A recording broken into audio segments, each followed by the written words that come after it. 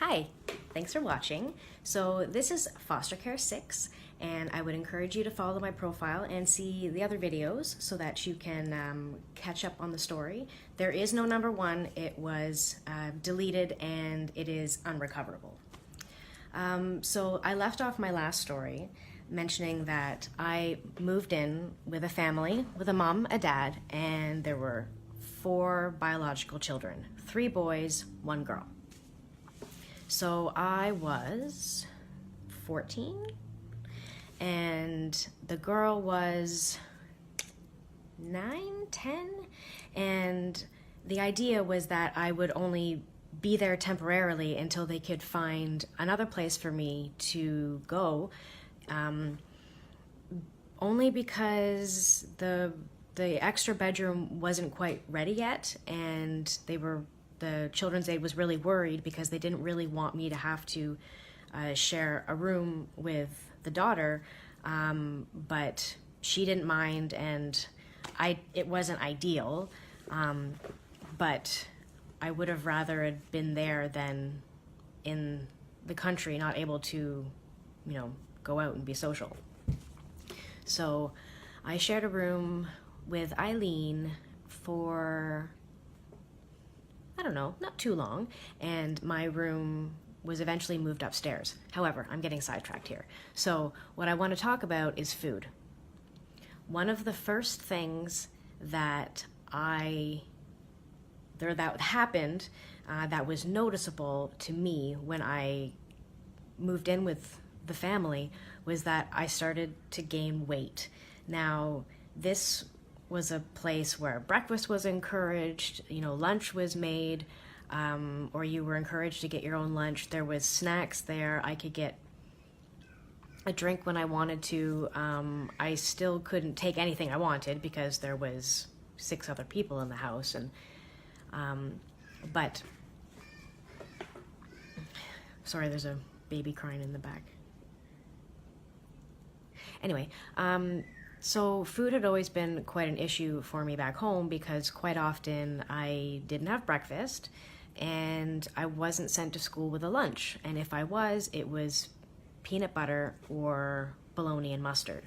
And those types of sandwiches were the sandwiches that ended up on that desk at the front of the lunchroom where you never wanted to go because then people would know you were poor. So I would just hang out with my friends and hopefully somebody would have something extra. And I remember my friend Kristen in grade 3, I was always super happy when she'd give me the little crunchy chocolate bit off the edge of the Joe Louis.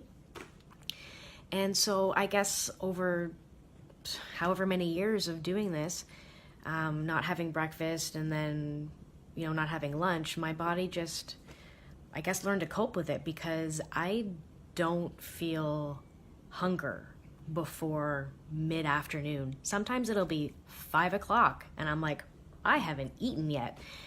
And I've talked about this in therapy, and to me anyway, it seems pretty obvious that I just learned to cope over the years by just disassociating the two.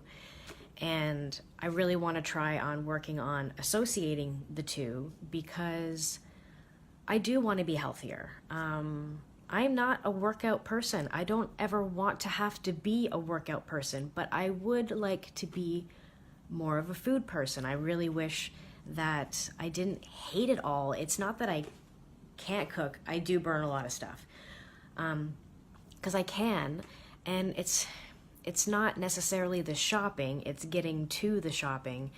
And meal planning, it's making decisions. But I do know that if I were to, 1, get myself to at least eat 2 meals a day, because quite often I will eat about, I'll eat about 5 or 6 p.m. or 7 p.m. with the boys. And then later on, about 10:30 or 11, I'm hungry again, so I end up eating a lot of peanut butter sandwiches, which is kind of interesting considering that that's what I hated so much when I was younger. I'll have to think about that a little more. Yeah, peanut butter sandwiches. Anyway, So I'm still been continuing to do that meal planner for people who hate planning meals thing, and the shopping list for people who hate shopping.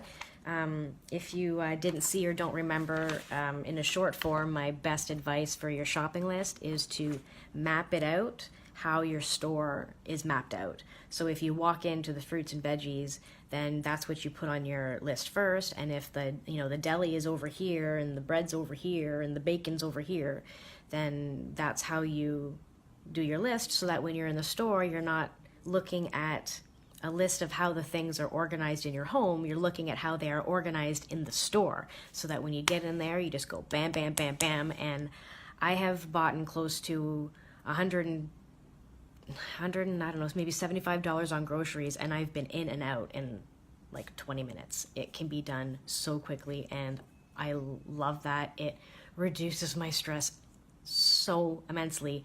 And meal planning, even though I kick and scream with myself to do it, as soon as I have it done and I've got it like on my fridge, I know exactly what I need to pull out of my fridge.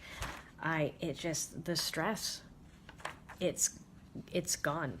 Like, I know what I'm making for dinner tonight, and I know that all the stuff that I need is going to be here. And that just takes just so much stress off of me, because I didn't have this. I had to sneak milk out of the bag. My mom would be on a steady diet of Ensure, and sometimes I could have the chocolate ones, but if you know the chocolate ones, they didn't taste very good back then. I remember sometimes being at McDonald's, the drive-thru, really, really late at night, and they would get cheeseburgers, but I just would be back there as if I just don't exist. That sucked. So I don't like it when my kids are in the kitchen and they're saying, "Mom, we don't have anything to eat," and there really isn't anything to eat. But now I have vegetables, fruits, granola, some croissants, some granola bars, dipping sauce, lots of stuff. And I am just so glad that I have that there for them. And they're here. Okay, bye.